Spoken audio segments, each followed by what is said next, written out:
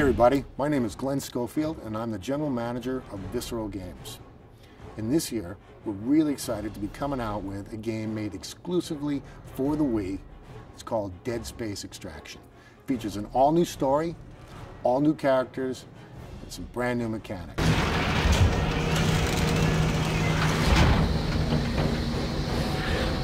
Damn, has this thing ever been used?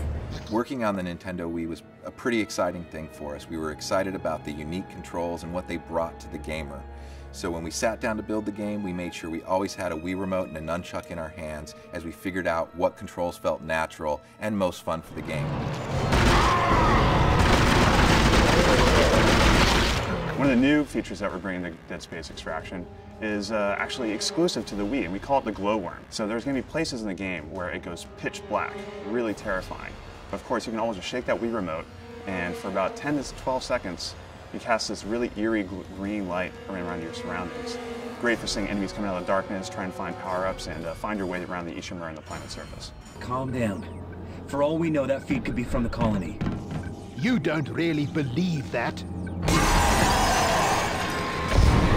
Another cool thing that you can do with the Wii Remote, I think, is the way we're using Alt-Fire is by rotating the Wii Remote 90 degrees. So it's a really nice way that we can get basically 2 functions out of every weapon in the game without having to assign it to another weapon. I don't feel so good. Your nose is bleeding. Nathan, she's very pale. Can we stop for a moment? No time. Man up, sweetheart. One of our big goals with the game was to make sure that we had unique control methods for people that wanted to play with the Wii Remote and the nunchuck, or those that really wanted to use their zapper. So we really focused on making sure that the zapper controls felt just as good as the normal Wii Remote and nunchuck controls feel. There you can see a melee attack being executed, and that's performed by just simply slashing your nunchuck left to right or up and down. That'll actually perform a melee strike. Go, go! Hit it! I did! What you can see here is one of the many puzzles found in Dead Space Extraction. We really wanted to make sure the puzzles felt interactive for both players. So what we've done is we actually make the players coordinate together. From each section of the puzzle, it alternates from player 1 to player 2. What this does is focus one player to fend off the enemies while the other player is working on the puzzle. And then they have to switch back and forth.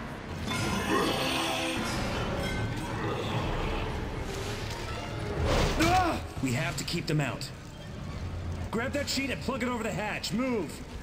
In this scene, you're actually using your rivet gun to rivet these panels into place. The idea is you're blocking the necromorphs from entering the scene through the vent. And the way that that's done is simply rotating your Wii remote and shooting rivets into each of those corners of the panels, the little areas that are lighting up.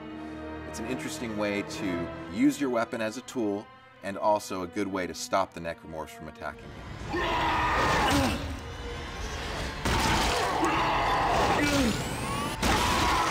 Making a game for the Nintendo Wii presented all kinds of unique challenges. We didn't want to get into a situation where we were making the player wave their hands all over the place all the time for nonsensical reasons. We wanted to make sure when you're actually doing a gesture, it resonates with what you're doing in the game. And we feel pretty happy about what we've done on the system.